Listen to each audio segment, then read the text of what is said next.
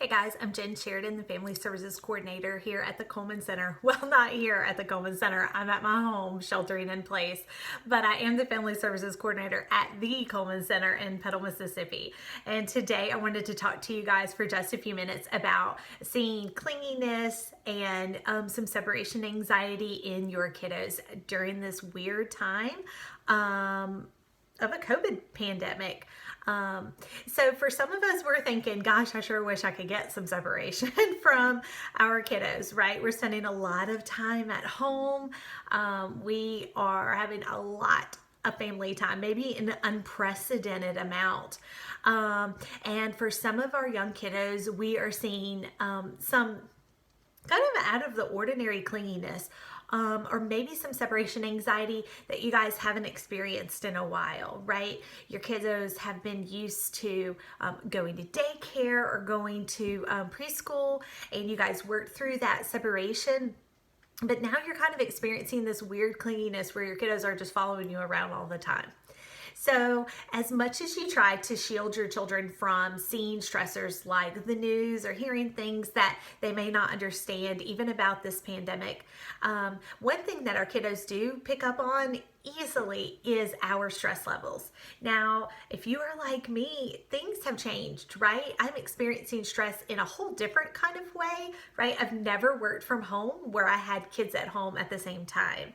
I've never worked at home and had my spouse here all the time also trying to work from home.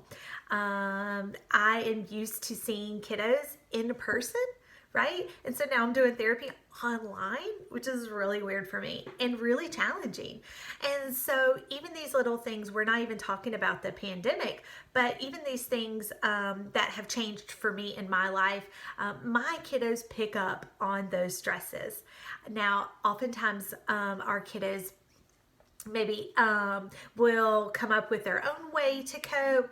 We'll give them healthy coping skills, but sometimes our young ones tend to amp up their clinginess because they are looking for that nurturing care, right?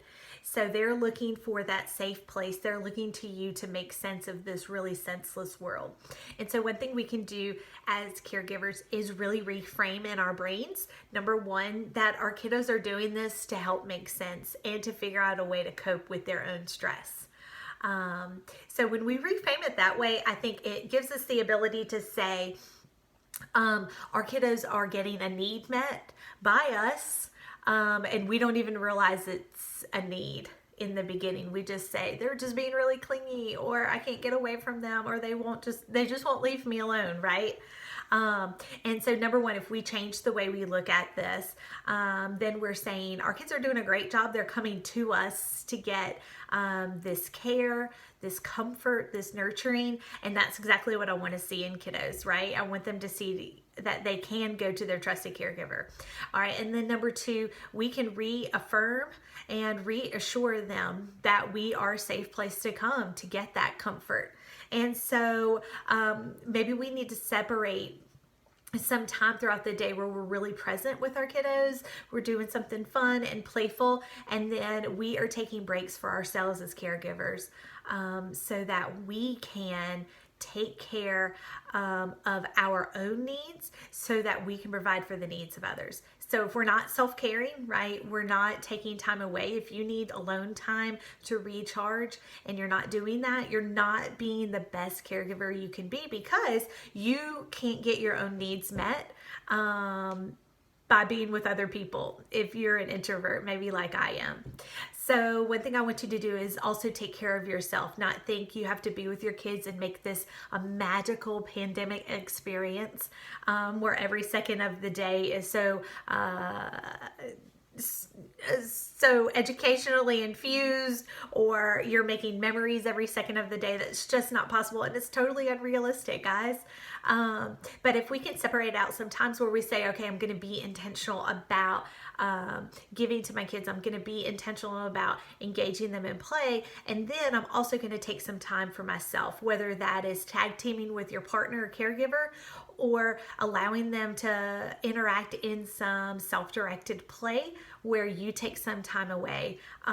It's totally okay. We can care for ourselves in that way, and we're not damaging our kids. So if you're experiencing that separation anxiety, that clinginess, I hope those are some helpful reframes and some helpful things that can support you guys in your home life right now.